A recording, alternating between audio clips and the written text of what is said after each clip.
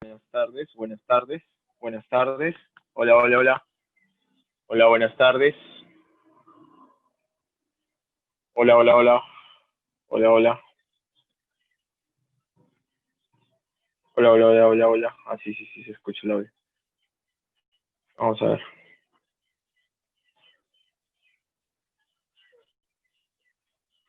Ya, perfecto. Muy bien, buenas tardes. ¿Qué tal, Marcela? ¿Cómo estás? Buenas tardes, ¿qué tal? Muy bien. ¿Cómo anda todo por acá?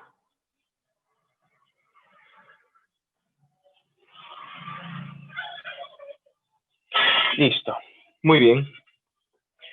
Muy bien, chicos, estimados estudiantes, muy buenas tardes. El día de hoy, sí, en una semana más, en lo que es el curso de literatura, el día de hoy vamos a tener en cuenta, sí, después de haber visto corrientes literarias en el cual prácticamente se ha podido observar el avance de la historia en cada una de ellas y que cada una de estas corrientes ha sido influenciada por un contexto en el cual prácticamente ha influenciado en la literatura, pues hemos llegado a una muy cercana al reflejo, al espejo de la sociedad.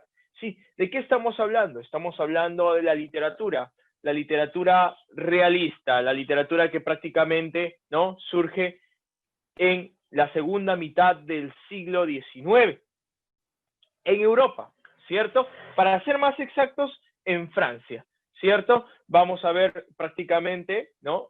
Se está formando la Segunda República Francesa, ¿no? Y eso va a generar algunos cambios, ¿no? Y algunas reacciones.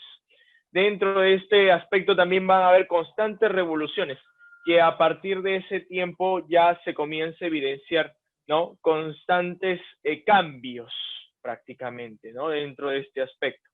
Hay que tener en cuenta también que lo significativo de la corriente que vamos a tratar el día de hoy es su cercanía, mucho lo que es el género narrativo, aquel género que se convierte en herramienta descriptiva de un determinado contexto, alterando, ¿cierto?, y siendo partícipe, ¿no?, de muchas ocasiones al individuo social.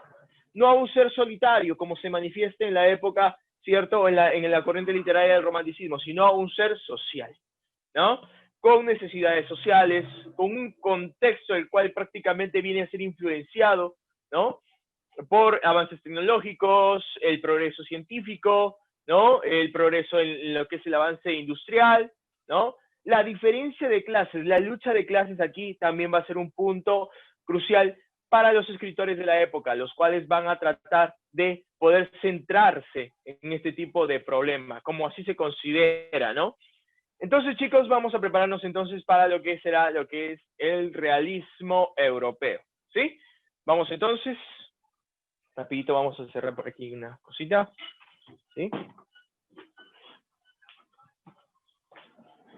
Entonces, vamos con nuestra clase del día de hoy, chicos. Nuestra clase del día de hoy está relacionada prácticamente a lo que es la literatura del realismo, ¿cierto?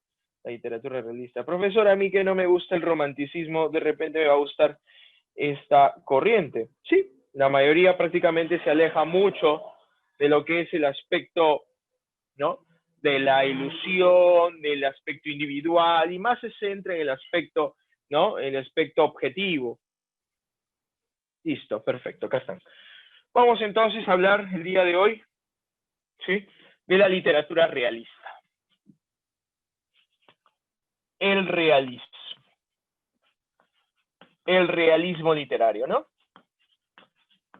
El realismo. Hay que tener en cuenta, chicos, que el realismo literario, ¿sí?,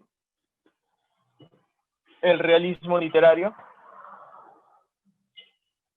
va a tener, ¿cierto?, una corriente que le va a abrir las puertas. Aquella corriente que prácticamente se convierte en la hacedora, ¿no?, de aquel tipo de fuente, ¿no?, para este determinado contexto o espacio. Aquí vamos a tener en cuenta, uno, contexto histórico-cultural, ¿sí? Contexto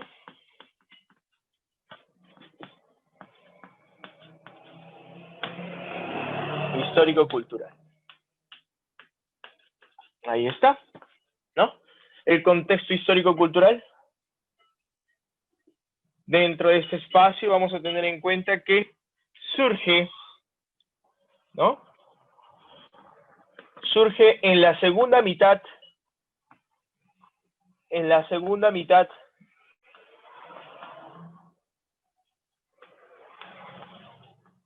del siglo XIX. Del siglo XIX. ¿En dónde, profesor? ¿En dónde surge? Perfecto. ¿No? Surge en la segunda mitad del siglo XIX acuérdate ya, por favor, atento. En Francia. ¿Sí? En Francia. Ahí está. ¿No? Ahí está, en Francia. Prácticamente, dentro de este país, es donde va a surge este tipo de corriente literaria, ¿no? En Francia, ¿cierto? Entonces, dentro de ese contexto nosotros vamos a ver que surge el realismo, ¿ok? Hablamos que está dentro del siglo, la segunda mitad del siglo XIX. Ojo, estamos hablando entonces, profesor, de que surge ¿en dónde? En Europa, sí, en Europa. Es ahí su inicio, ¿sí? Es ahí su inicio. El inicio se da en Europa. Pero hay que tener en cuenta ya que el romanticismo le había abierto las puertas, ¿no? Le había abierto las puertas. Perfecto, seguimos. Tenemos más datos. ¿Qué más? Dentro de este tipo de inicio del realismo vamos a tener en cuenta que va a surgir lo que es el aspecto, mientras se va desarrollando lo que es el aspecto científico-tecnológico. Hay que tener en cuenta que surge también el capitalismo, ¿no? El avance científico-tecnológico y el progreso de la revolución industrial, ¿no? Vamos a tener en cuenta acá revolución industrial.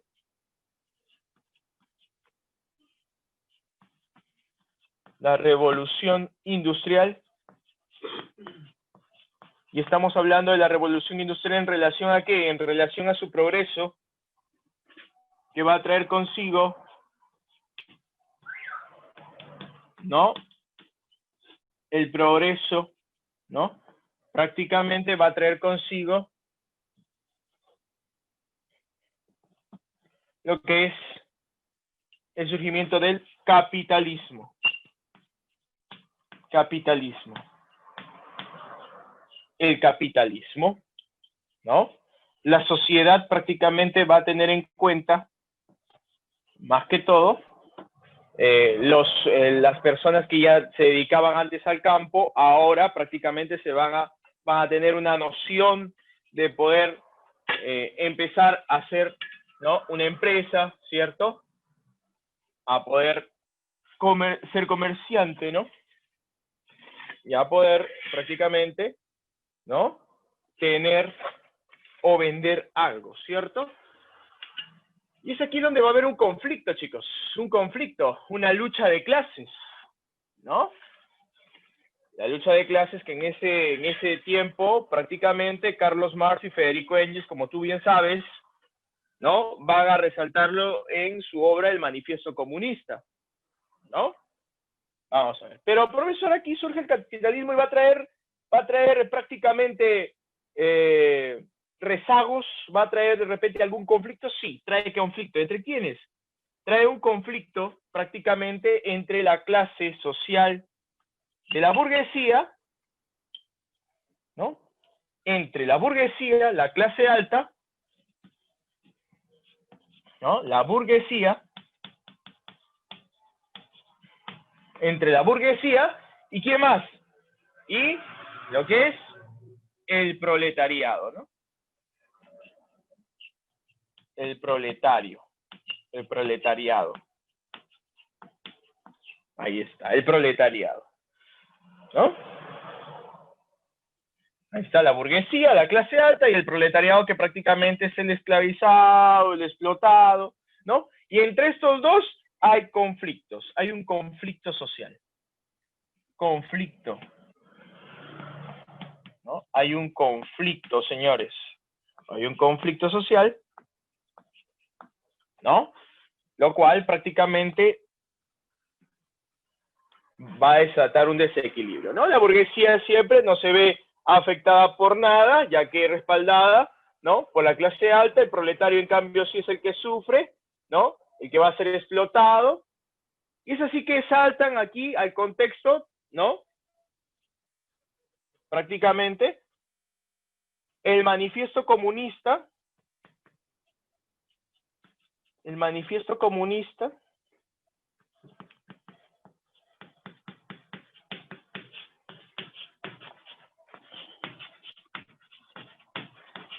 ¿no? El manifiesto comunista, ¿de quiénes? De Carlos Marx y Federico Engels. De Carlos Marx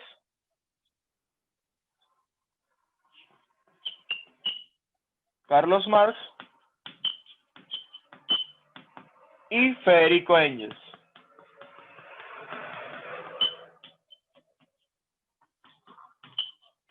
Ahí está. Federico Engels. Prácticamente con una postura socialista, ¿no? Imagínate, mira lo que está influenciando, ¿no?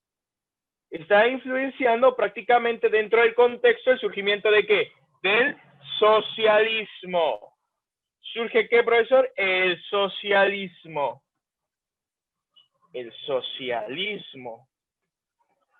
Surge el socialismo. Ahí está. ¿No? Entonces, dentro de este espacio hay apoyo para ese sector. No solamente vemos estos aspectos, ¿no? Dentro de este espacio, ¿no? Sino que también vamos a tener en cuenta, ¿qué cosa? Vamos a tener en cuenta lo que es, ¿no? Dentro de este espacio vamos a tener la postura filosófica de Augusto Comte, ¿no? Postulados, principios, ¿no? Surge lo que es el postulado de Augusto Comte, lo que es el positivismo. Surge el positivismo. Surge el positivismo.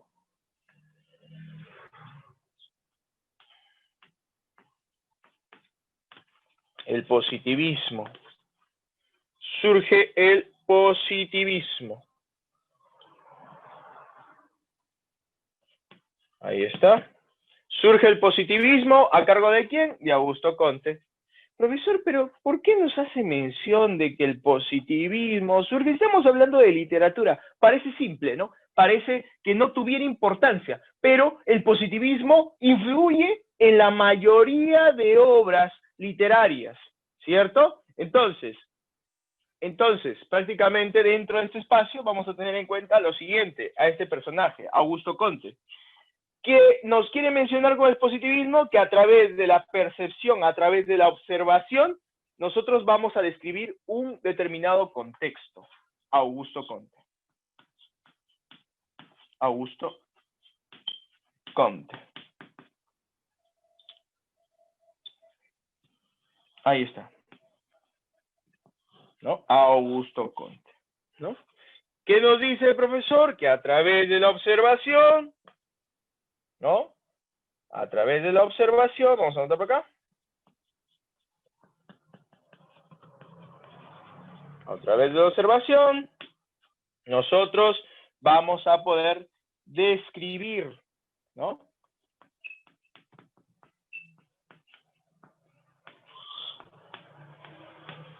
Descripción, ¿no? Nos dejamos de lado del supuesto, nos dejamos de lado de lo que creo, de lo que opino, y nos vamos centralizando ya más en postulados más objetivos, ¿cierto? Vamos a ver que los avances científicos tecnológicos se vienen dando, ¿no? vamos a ver también que dentro de este contexto, libros, postulados científicos como el de Charles Darwin, Teoría de la Evolución, ¿no? O Gregory Mendeleev, ¿no? Con lo que es la herencia, prácticamente vienen a resaltar dentro de este contexto. Perfecto. No solamente dentro de este espacio vamos a ver, ¿cierto? Lo que es la revolución industrial, lo que es el manifiesto comunista. Vamos a ver también aquí un aspecto en Francia, ¿no? Se viene desarrollando la Segunda República en Francia, ¿no? Desarrollo de la Segunda República en Francia.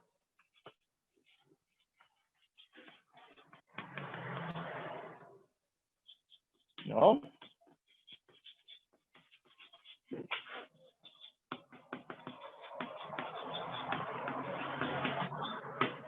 En Francia, ¿no?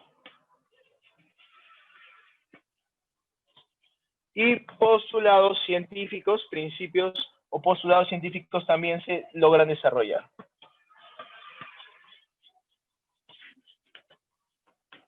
Esto prácticamente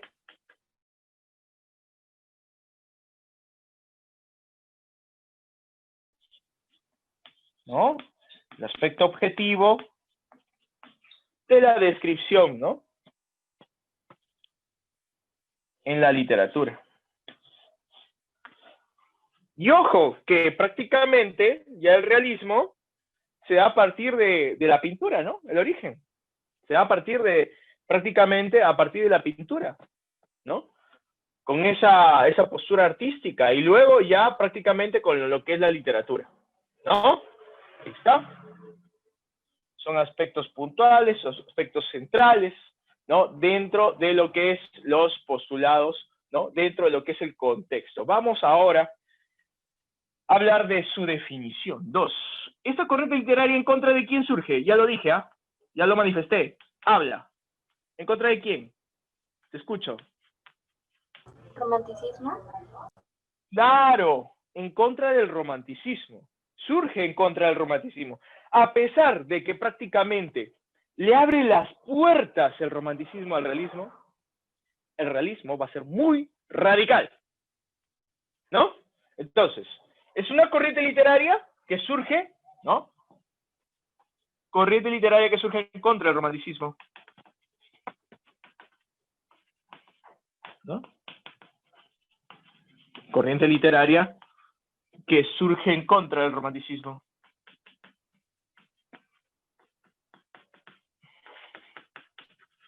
En contra del romanticismo.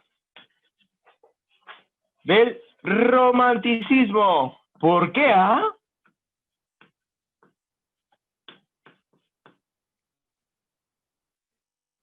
¿Por qué será? ¿El romanticismo qué prima? Te pregunto. ¿El aspecto objetivo o subjetivo? El romanticismo. ¿Qué prime en el romanticismo? ¿El aspecto objetivo o subjetivo? Habla.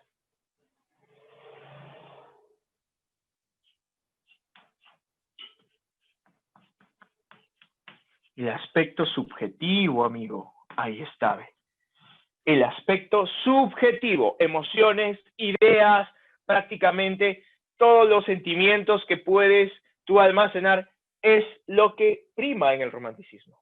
¿Sí? Muy de la mano. Entonces, esta corriente literaria que estamos tratando surge en contra de todo el aspecto subjetivo, emociones, sentimientos, ideas, aspectos individuales, está en contra de todo ello. Hablamos de soledad, en contra de la soledad, en contra del amor, ¿no? ¿No? Y prima, ¿qué más? Y prima, ¿no? Corriente literaria en contra del romanticismo, ¿no?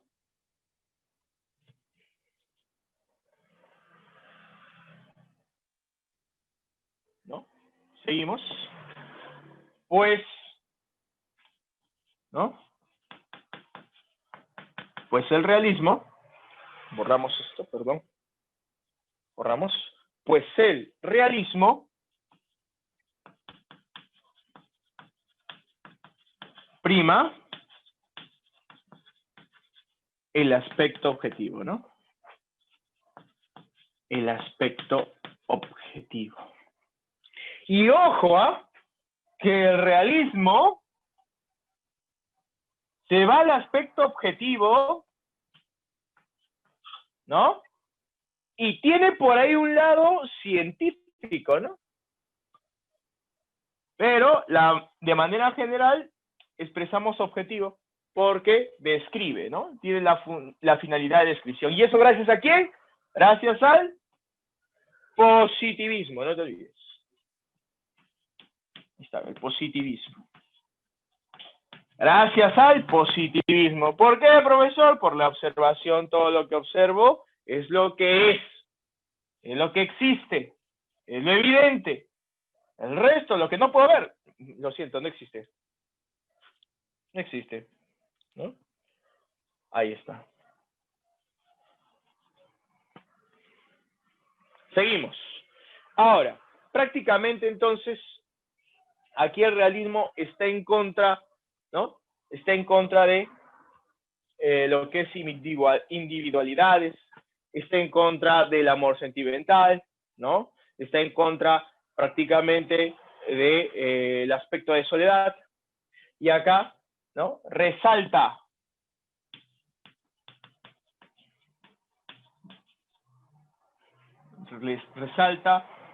el ámbito social, ¿no?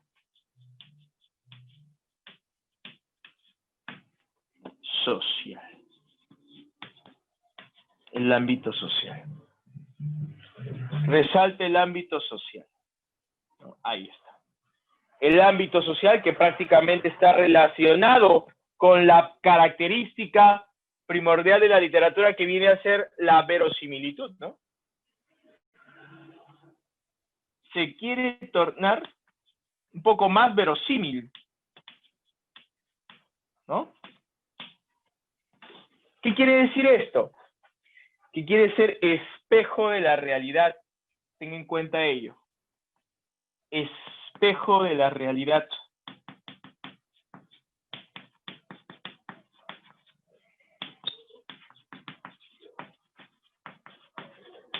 Ahí está. Espejo de la realidad. Quiere tener en cuenta este aspecto. ¿Listo? ¿Qué más? Vamos con las características. ¿Sí? 3.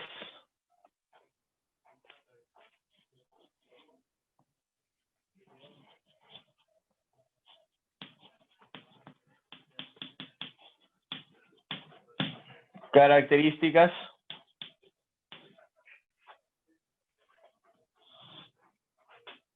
Ahí está. Características. Dentro de lo que es, chicos, dentro de lo que es las características del realismo, hay que tener en cuenta que el género que más va a ser representativo dentro de este aspecto va a ser el género narrativo. Y ya tú de repente puedes estar viendo al inicio de lo que es tu módulo. En tu módulo vas a poder encontrar a un personaje, a un representante, ¿no? Prácticamente que está relacionado, ¿no? A ese contexto. Pero eso ya vamos a ir lo que es al ámbito de los representantes. En un primer momento se resalta el género narrativo. Se resalta el género narrativo.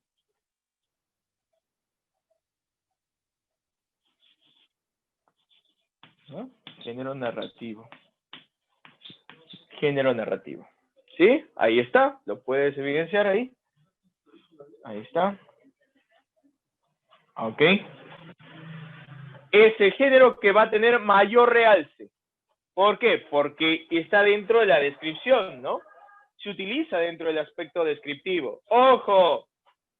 Hay que tener en cuenta aquí que influye, ¿no?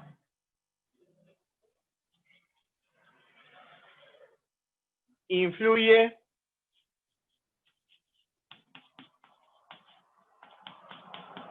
el postulado, ¿no?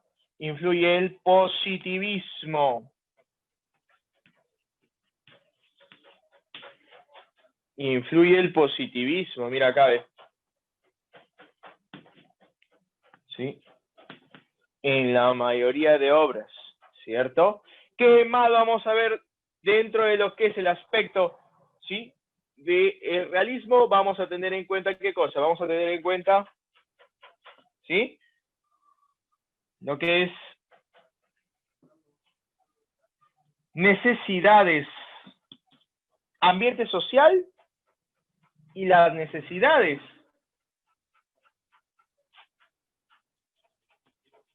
que tiene ese contexto. Ambiente y necesidades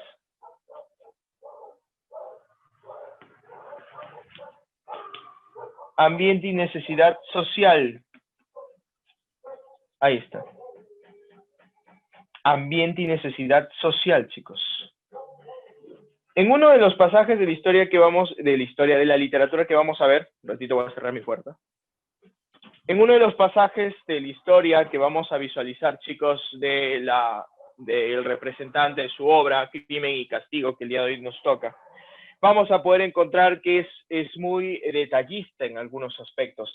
En el aspecto económico, en el aspecto, ¿no?, de la descripción de la sociedad, donde va a tener en cuenta la descripción de pobreza, de miseria, ¿no?, de delincuencia, prácticamente, de prostitución, de adulterio, ¿no? Entonces, de corrupción.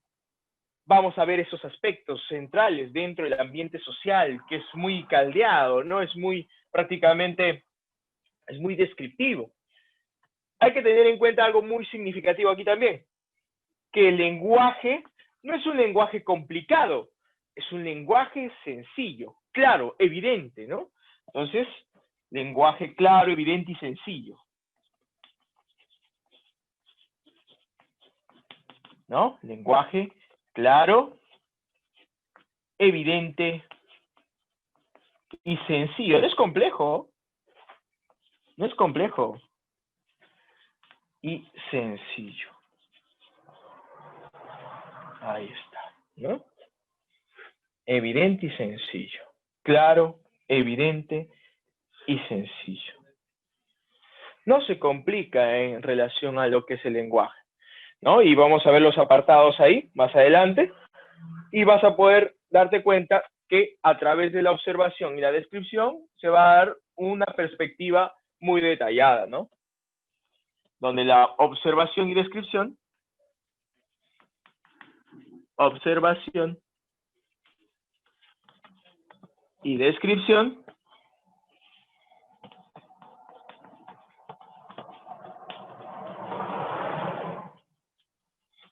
se manifiesta de manera detallada.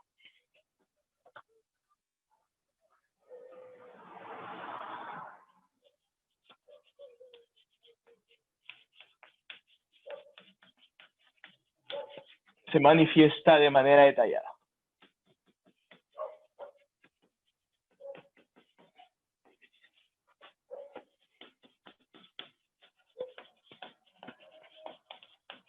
Ahí está, ¿no? Se manifiesta de manera detallada.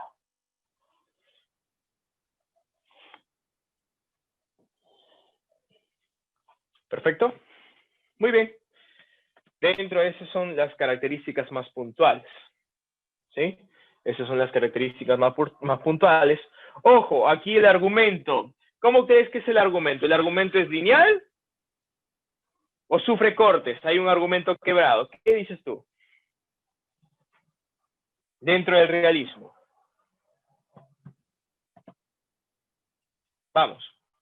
A ver, de repente, escucho por acá. O veo tus respuestas.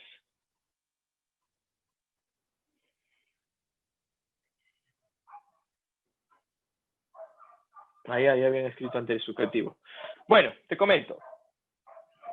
Mi cámara está chueca y no me dice. Ya está. Ok. Sí, perfecto. Entonces, dentro del aspecto, ¿no? Dentro del aspecto, ¿no?, del realismo, vamos a tener en cuenta que la narrativa es de manera lineal. La narrativa se presenta de manera lineal. La narrativa, el relato es de manera lineal, no es prácticamente quebrado, no es atemporal, ¿no? No es que prácticamente inicio por acá, continúo y termino por acá. No, de repente, ¿no? Supongamos, no tiene inicio ni fin, no, al contrario, es lineal, ¿no? Tiene un inicio y un final, ¿sí? Y que dentro de la trama se puede utilizar técnicas narrativas, ¿no? Como por ejemplo el recuerdo, monólogos, ¿no? El narrador omnisciente, ¿no? Participación del narrador omnisciente, participación del argumento lineal, ¿no? La participación de técnicas narrativas.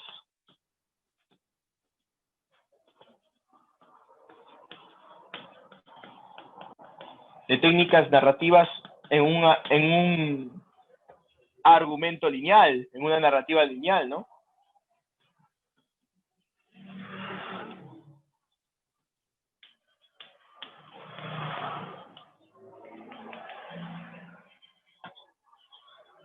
En un argumento lineal.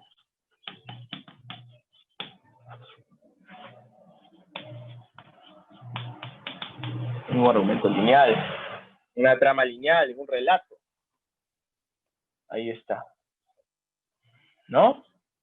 Presencia de narradores, narrador en tercera persona, el omnisciente.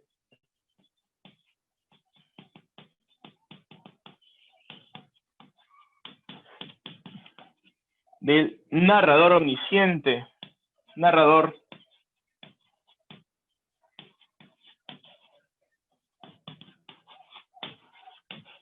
en tercera persona, el omnisciente. Y el narrador omnisciente.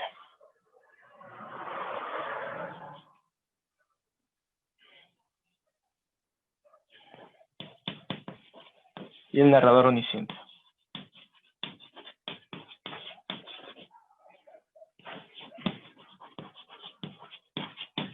El que todo lo sabe, el que todo lo ve. ¿No?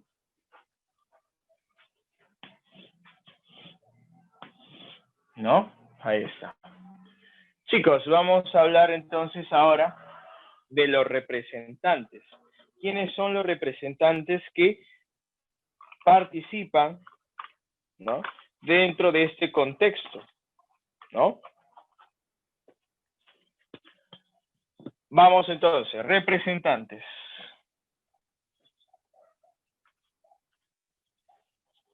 Cuatro.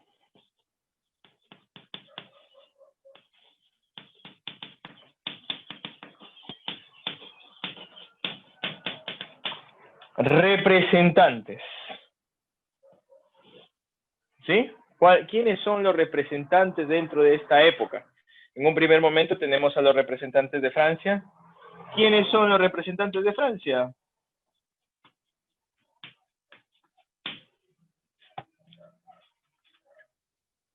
Al famoso Henry Bailey, ¿no? O más conocido como Stendhal. Henry Bailey. O más conocido como Stendhal. Ahí está, ¿ves? Ahí está, Stendhal. Henry Bailey, o conocido como Stendhal. ¿Quién más vamos a tener acá? A Honorato del Balzac.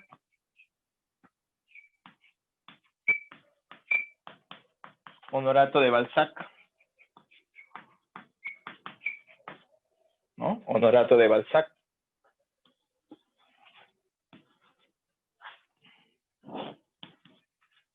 Tenemos aquí también al autor de Madame Bovary. A ver, yo sé que te acuerdas, vamos. Autor de Madame Bovary. Flaubert. ¿Ah? Claro, Gustavo. Gustavo Flaubert. Ya lo sabes, ¿cierto? Ahí está, Gustavo Flaubert. Ahí está.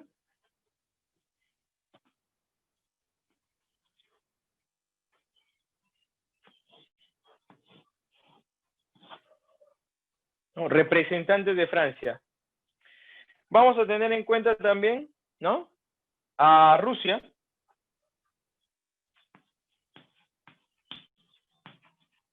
A Rusia. El día de hoy también tenemos el análisis de una de las obras de estos representantes. Por ejemplo, aquí tenemos, ¿no?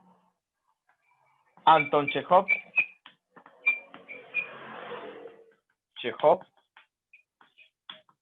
Anton Chekhov. Tenemos aquí a Fyodor Dostoyevsky.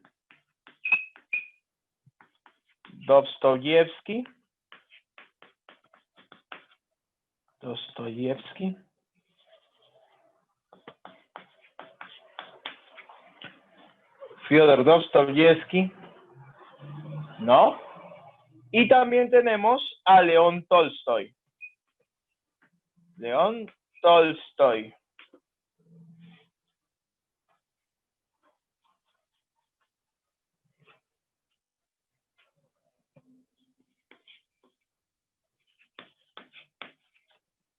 ¿No? De Inglaterra, ¿a quién tenemos? Inglaterra tenemos a Charles Dickens. Ahí está, ¿ve? Inglaterra. Tenemos a Charles Dickens.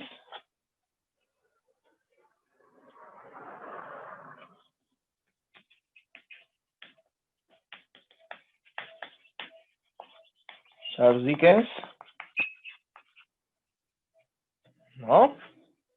De Estados Unidos tenemos a Mark Twain. Estados Unidos tenemos a Mark Twain.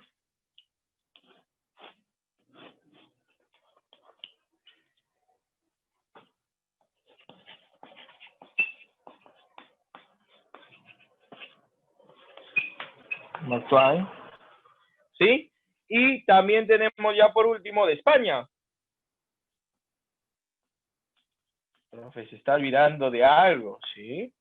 Se preocupen, ahorita lo digo. Ahorita le hago mención, si no nos alcanza la pizarra acá. Tenemos en España Benito Pérez Galdós. Benito Pérez,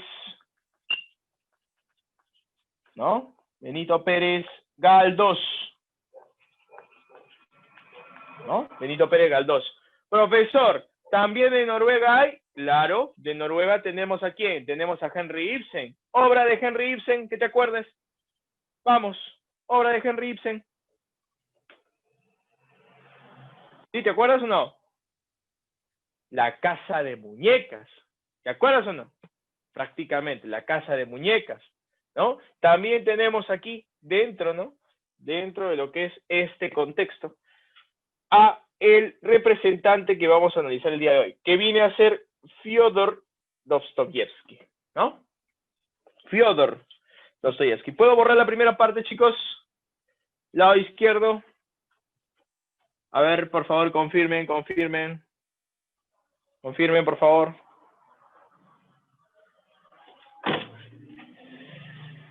Confirmen. Hablen. Están callados ustedes, están callados. ¿Qué ha pasado? ¿No hay para el auricular?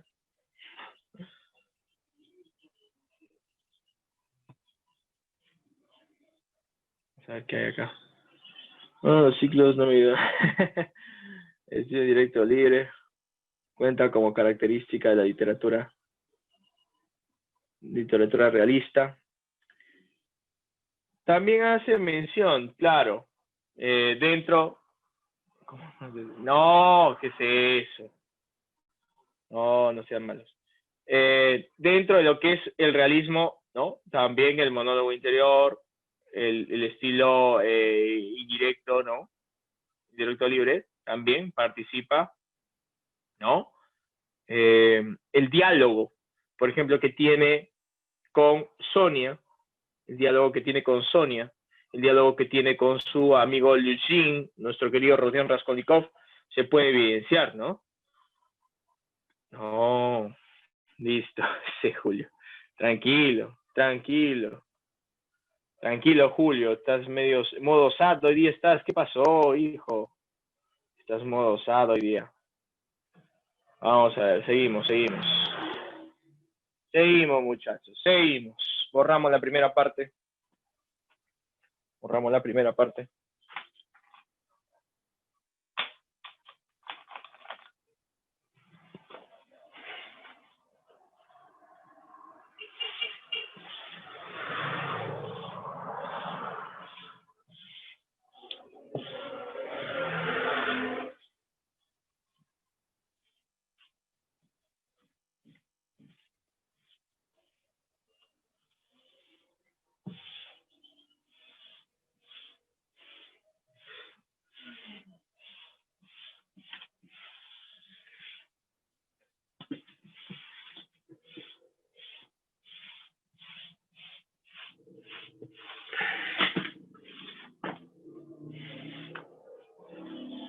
Seguimos.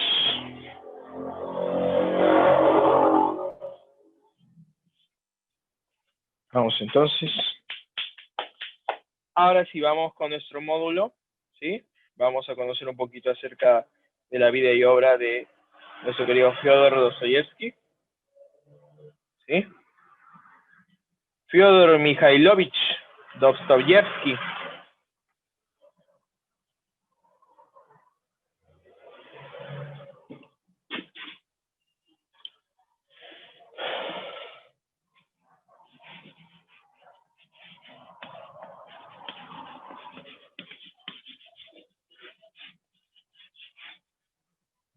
Mikhailovich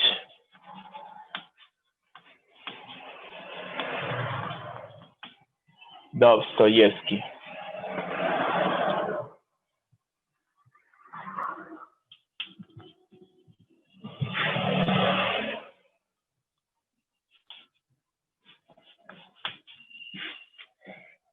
¿De dónde es? ¿De qué nación?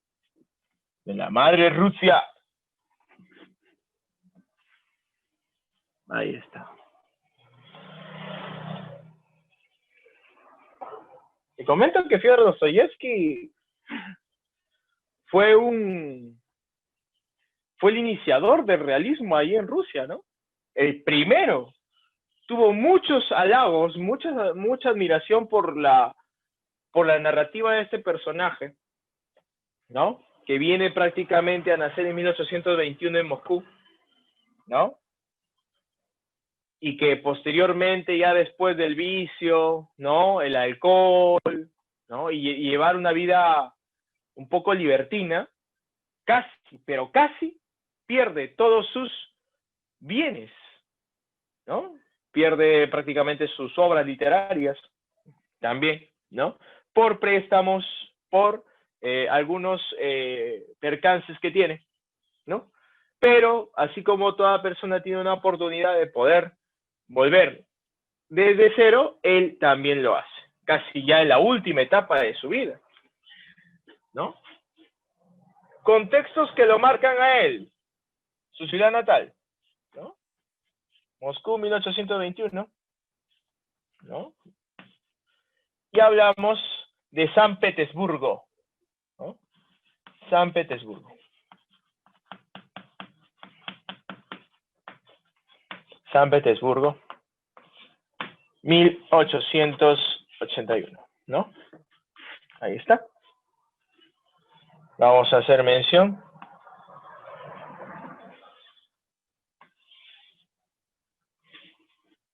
a su biografía. Vamos a tener que hacer un recuento, ¿no? Dice, nació en Moscú en 1821 y fue el segundo de 7 hermanos, ¿sí? Realizó estudios en la Escuela de Ingenieros Militares. ¿Por qué? Porque su padre prácticamente inculcó a que él sea prácticamente también una persona realizada en este ámbito, ¿no? A la muerte de su padre abandona dicha carrera para dedicarse a la literatura. Hay que tener en cuenta que dentro, ¿no?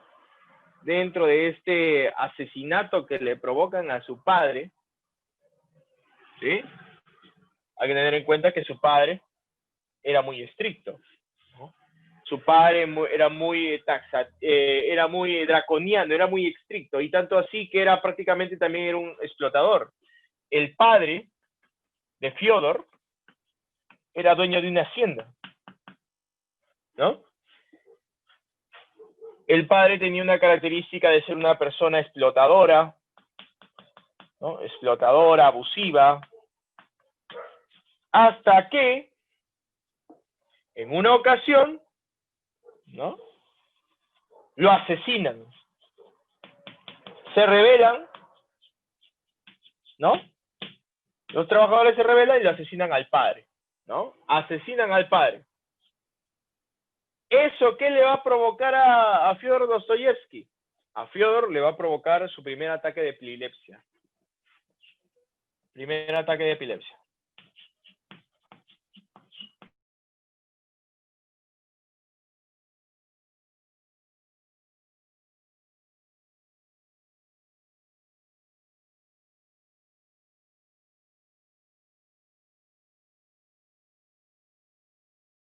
¿No? Los cuales los va a poder prácticamente uno a uno tratar de sobrellevar nada más, ¿no?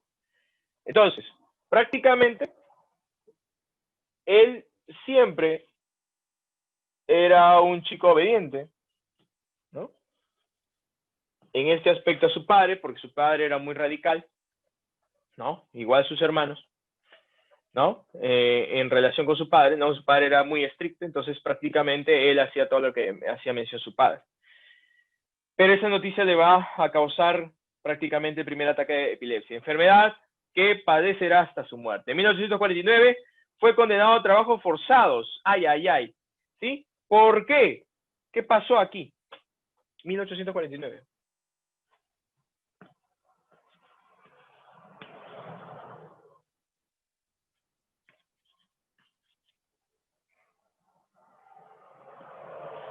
Ahí está. Ahí está. 1849.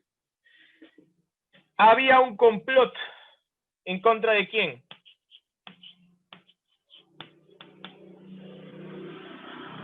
Un complot en contra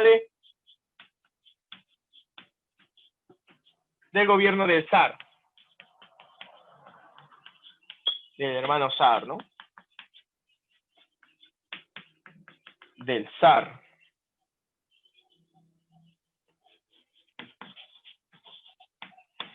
A lo cual él es acusado. Es acusado.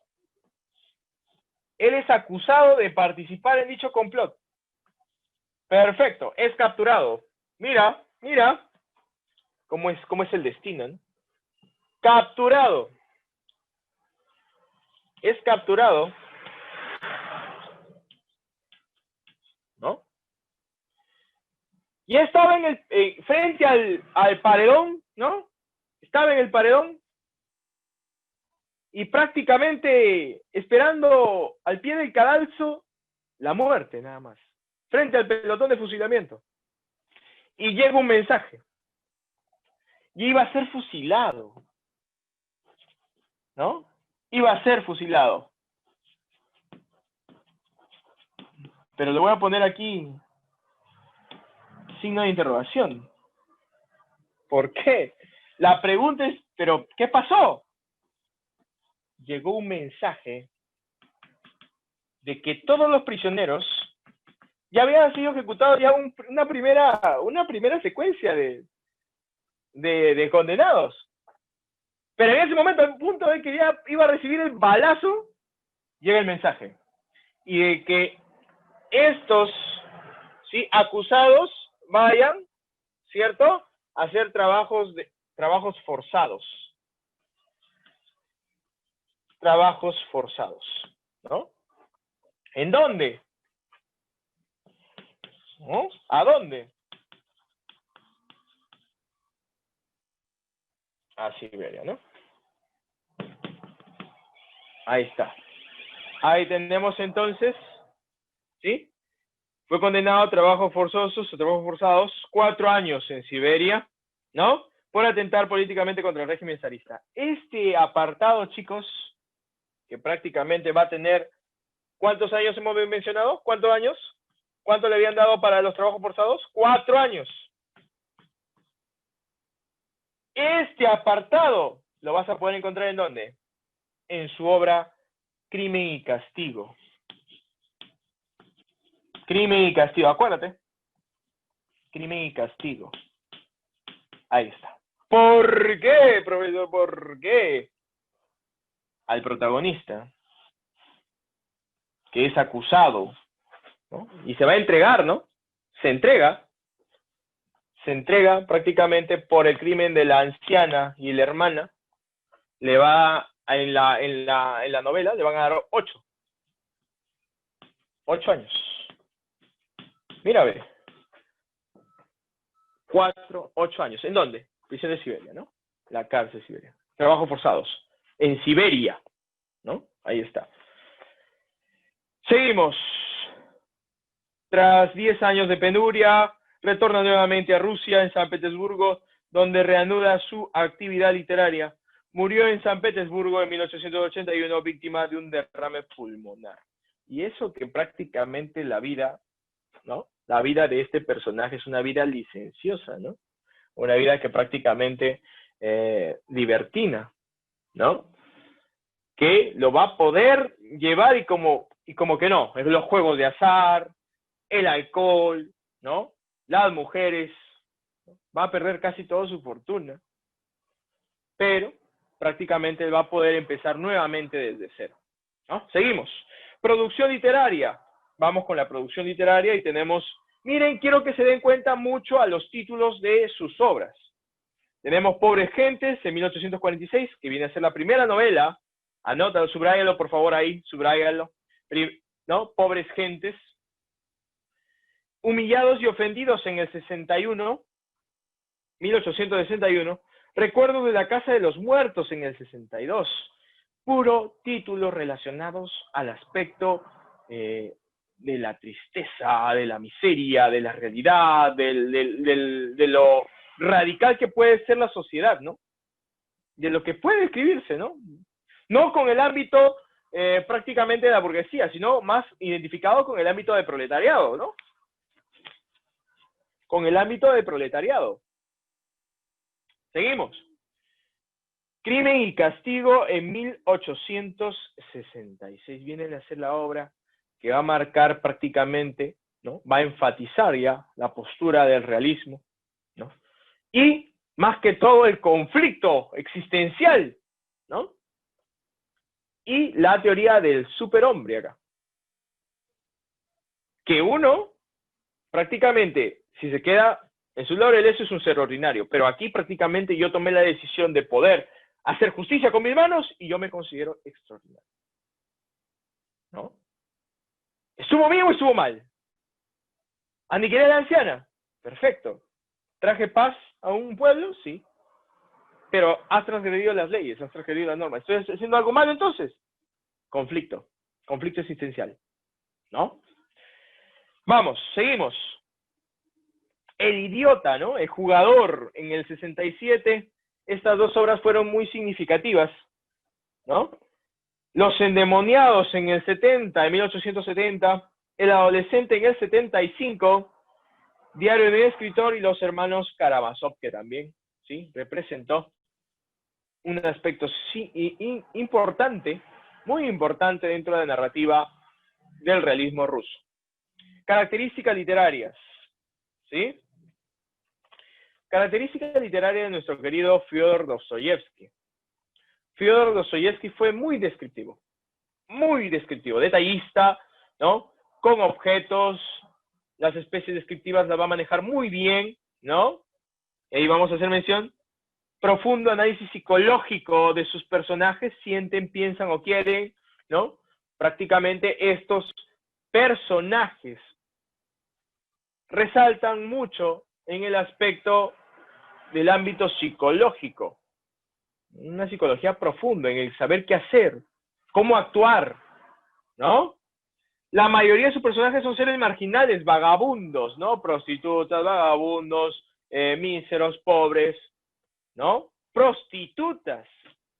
¿Cómo así, profesor? Dentro de la obra, en Crimen y Castigo, hay una tierna joven que prácticamente tiene que prostituirse para poder mantener a sus hermanastros, ¿no? Entonces, prácticamente, dentro de este aspecto, vamos a tener en cuenta esa característica fundamental. Ahí está. Se preocupa por la miseria y el sufrimiento humano, ¿no? Como les dije anteriormente, está más preocupado por el aspecto, ¿no?, de la realidad social de ese entonces, pero no con la clase alta, sino prácticamente con la clase baja. Rechazo contra la clase alta, ¿no? Y me siento relacionado con la clase baja, la clase proletaria, ¿no? Seguimos. ¿Su personaje está en búsqueda permanente de su libertad? Sí. Una libertad plena o una libertad que salga tanto del aspecto de la pobreza, una libertad en relación al sentimiento, una libertad prácticamente a la opresión, ¿no?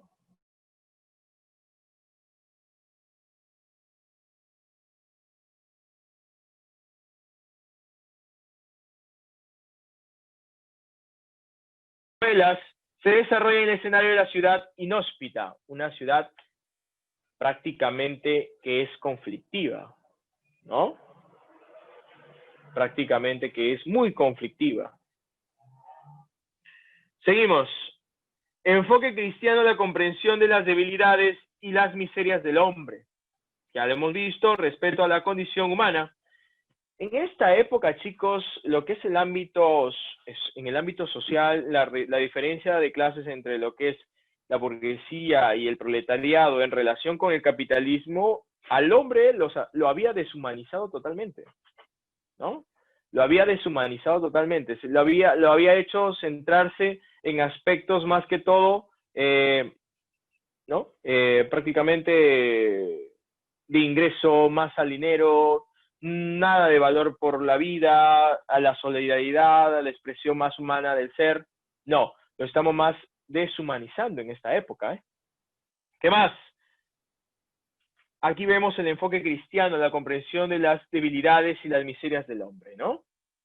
Respeto a la condición humana, emplea el recurso del supuesto o del clima dramático, en el punto en el cual prácticamente Rodion Raskolnikov, ¿no? Rodion Raskolnikov toma la decisión de asesinar a la vieja usurera, ¿sí? A la vieja usurera, y prácticamente en un primer momento, cuando los van a hacer llamar, creen que ya lo han descubierto. Creen que lo han descubierto. Pero no es así, ¿no? Prácticamente él va a estar constantemente nervioso y va a tener conflictos internos en el aspecto de la psicología del protagonista. Tanto así que va a desarrollar ese drama, ¿no? Ese aspecto dramático. Seguimos. La obra refleja la realidad de la sociedad de su época, ¿no? Muy bien, chicos, vamos con el análisis. Voy a borrar esta parte, ¿sí? Voy a borrar esta parte. A ver, por favor, confirme. Confirme.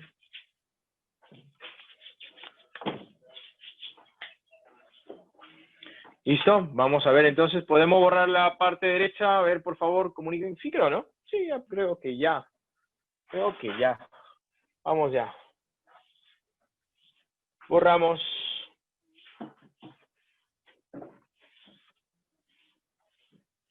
Borramos.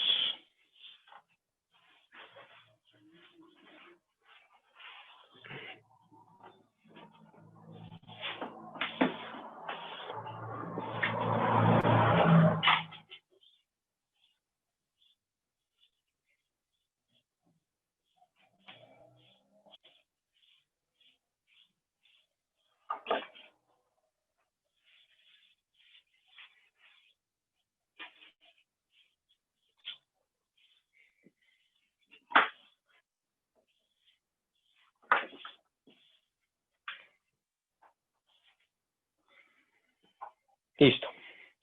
Vamos entonces. Vamos con el análisis. Sacar las esticitas.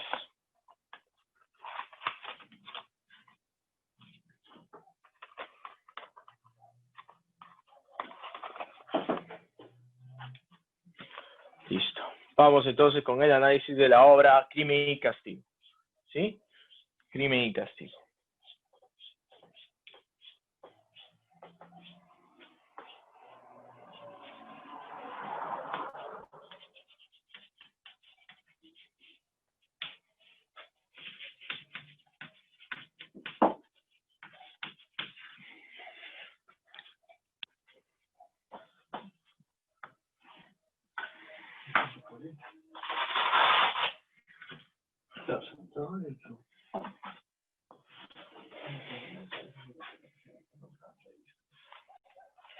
Listo. Vamos entonces, vamos la primera parte, ¿sí? Vamos a tener en cuenta lo que es el aspecto del género narrativo en el cual participa la especie que viene a ser la novela, y va a estar compuesto de 6 partes muy bien sustentadas, en las cuales va a la parte final a dar con un epílogo. ¿Por qué decimos 6 partes? Porque va a resaltar aspectos dentro de la obra en la que Rodión va a tener con cada apartado, ¿no? Con cada apartado, con cada personaje, una tipología, una característica particular, ¿no? Entonces, dentro de este aspecto, vamos a tener en cuenta lo siguiente. 1.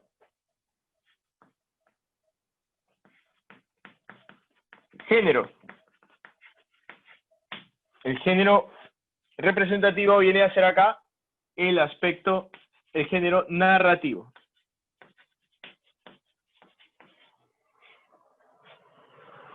¿No? El género narrativo. 2. Especie, novela.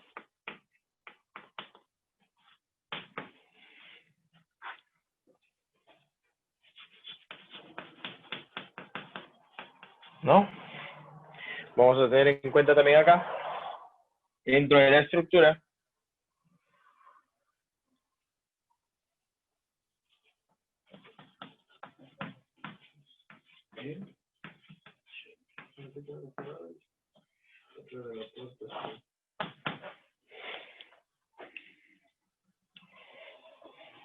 está comprendida por 6 partes.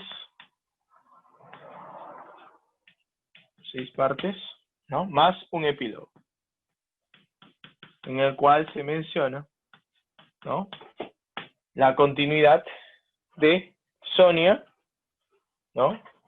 Cómo termina Razumigi, o su amigo Razumigi, con su hermana,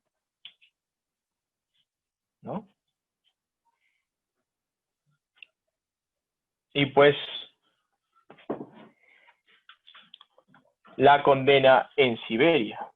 Ahí está, 6 partes más un epílogo. Ojo, ¿qué más nos piden? ¿Qué más nos dicen? Ahí tenemos, nos hace mención los ejes fundamentales. Aquí dentro de los ejes fundamentales de la trama, chicos, vamos a ver en un primer momento un conflicto interno. Un conflicto interno de carácter psicológico.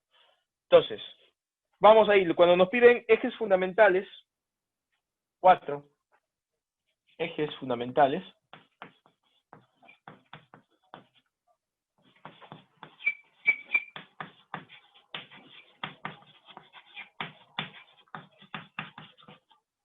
Ejes fundamentales. Está haciendo mención más que todo, está haciendo mención a lo que es después del asesinato, se produce la investigación, ¿no? Proceso de investigación, la investigación. La investigación, aquí podemos ver un eje de trama policial, una trama policíaca. Trama policial, ¿no? Una trama policial. Y por otro lado, vamos a estar viendo el conflicto interno. ¿El conflicto interno de quién? De Rodión Raskolnikov, ¿no? Que está más enfocado en el aspecto psicológico, ¿no? Y de acuerdo prácticamente a la postura filosófica también, de acuerdo a lo que él considera que está bien y lo que está mal, ¿sí? Vamos a cerrar por aquí. Puertita. Listo. Seguimos. Ahí tenemos entonces los dos ejes fundamentales. Vamos a ver entonces lo siguiente que me preguntan, ¿no? El tema. Prácticamente, ¿cuál viene a ser el tema acá?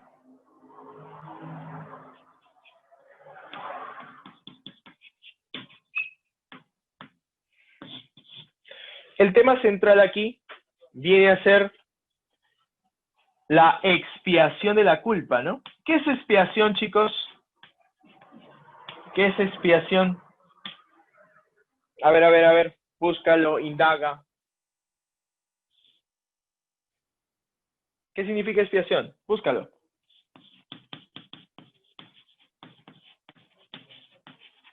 Expiación de la culpa, ¿no? Hablamos de la purga, por así decirlo. Hablamos prácticamente del perdón, o tratar de limpiarse, tratar de prácticamente no ser culpable. ¿A través de qué? A través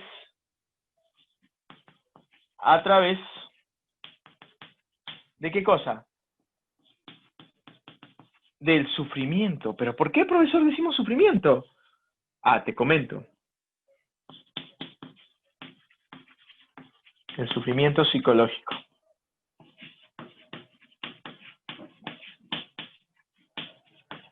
Ahí está.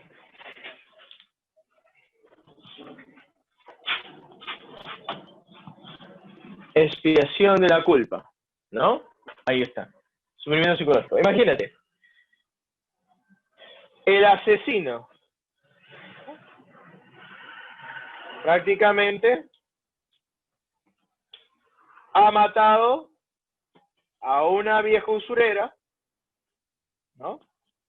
En su tienda, y a su hermana, ¿no? Te entiendo a la usurera, pero a la hermana, a la tierna, ¿no? Lisabeta, ¿no? Que no había hecho nada, al contrario, que era una trabajadora. La mató a ella y la mató a la otra. No quería que haya testigos y él prácticamente escapa, ¿no? Empieza la investigación. No lo encuentran. Investigan. Tratan. No había dejado huella, por así decirlo, ¿no? Rastro. Pero estaba detrás, ¿no? Porfirio Petrovich estaba ahí, ¿no? Tratando de investigar. Pero no encontraba. ¿Cómo? ¿Cómo él llegó a entregarse? ¿Cómo se entrega? ¿Por qué? ¿Quién influyó? Vamos a ver. Seguimos. Personaje, chicos. Bueno, te comento que en ese momento en el cual prácticamente él se quiere entregar, ¿no? Por ahí hay un motivo, hay una razón. Tiene sufrimiento, tiene un sufrimiento psicológico. ¿Por qué? Porque no sabe si entregarse o no entregarse. No sabe si lo que ha hecho está bien o está mal. Bien está para él en sus convicciones, pero mal está para la sociedad. Pero aquí, chicos, él va a conocer ¿a qué? Va a conocer el amor. Va a conocer el amor, ¿no? ¿Amor de quién? ¿No? Amor prácticamente de Sonia. Sonia Marmeladov, ¿no? Y vamos con ello a los personajes. 6. Personajes.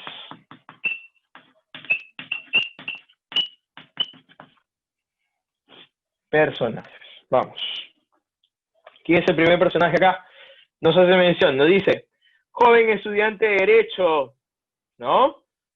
Es un ser orgulloso, caritativo, soberbio, autoritario, irresponsable, idealista y solitario, ¿no? ¿De quién estamos hablando? De Rodion Raskolnikov. Rodion Raskolnikov.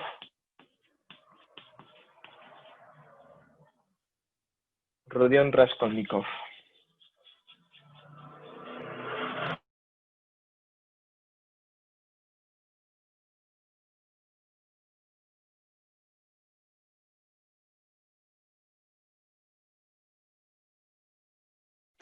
No me choca el saber que sola te quedas. Yo te lo dije que te lo iban a pagar con la misma moneda.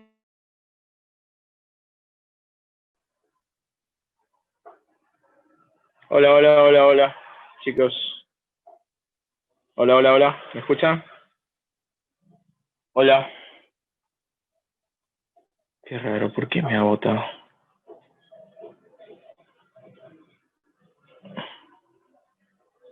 Hola, hola, hola.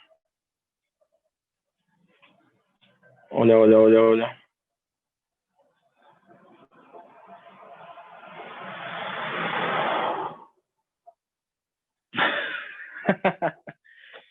¿Quién rayos prácticamente, quién estará saboteando prácticamente quién es el intruso aquí que está saboteando esta transmisión, chicos? ¿Quién será? Vamos a ver. Ya vas a caer, vas a caer. Vamos, seguimos. Ha habido fallas técnicas, chicos, pero no sé si me escuchan. Hola, hola, yo estoy acá confiado. ¿Me escuchan, no me escuchan, chicos? A ver, por favor. Ok, seguimos. Seguimos. Vamos entonces, seguimos. Aquí tenemos, rapidito nada más.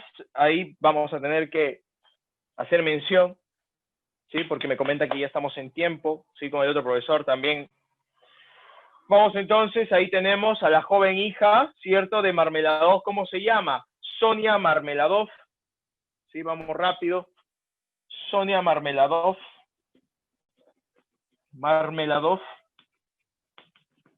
Sonia Marmeladov, prácticamente ella es la hija, ¿no? De prácticamente Marmeladov, un personaje, ¿no? Que trabaja, ¿no? En el ámbito del institucional y que, bueno, todo su dinero, ¿no? Hija de Don Marmeladov,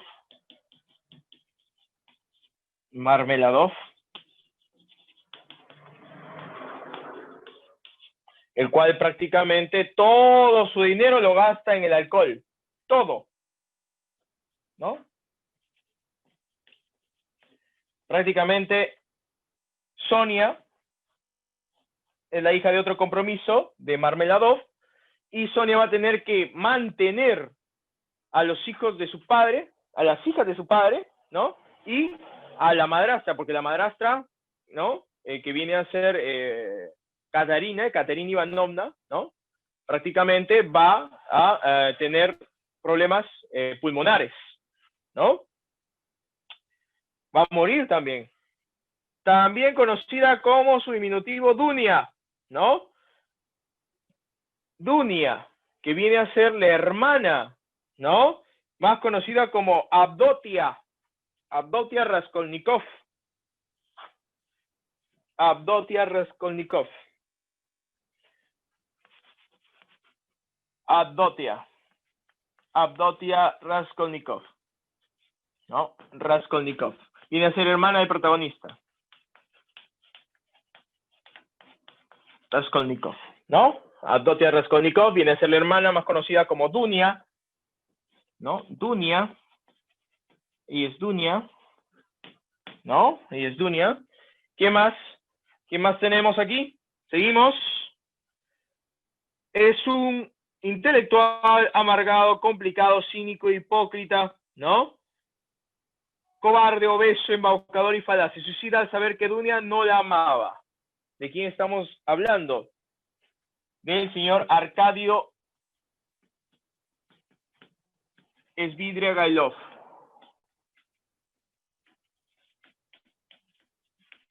Svidrigailov.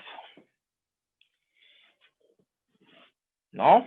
Él viene a ser aquella persona que inclusive está vinculada al asesinato de su esposa y que en esta ocasión quería el amor de Dunia y siendo ella ella la sirvienta del hogar, ¿no?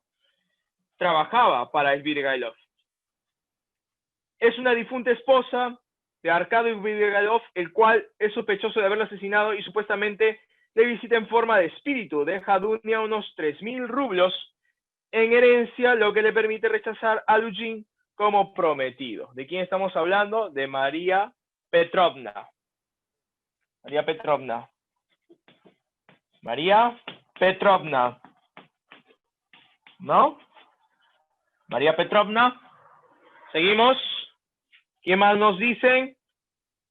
Compañero de Universidad de Raskolnikov. ¿De quién estamos hablando? De Razumikin. Razumikin. Demetrio. Demetrio